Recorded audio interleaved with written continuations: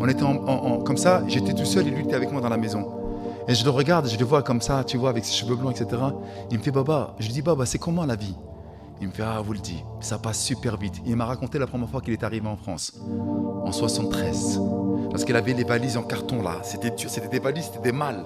Il a dit, j'ai marché de Gare de Lyon jusqu'à le quartier Belleville-Couronne là-bas, avec la valise et regardez. Et je le voyais dans son regard.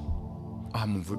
Et si vous voyez, et le regard, il a dit, waouh, ça s'est passé trop vite. Pourquoi?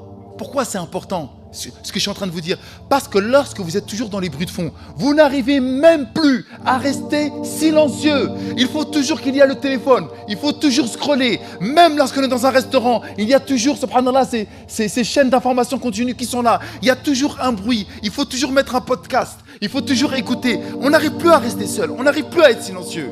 On n'arrive plus à se poser, à se dire, hey, c'est chaud. On n'arrive plus à être silencieux. Et lorsque tu n'es pas silencieux, tu ne vois pas en fait que le temps il passe.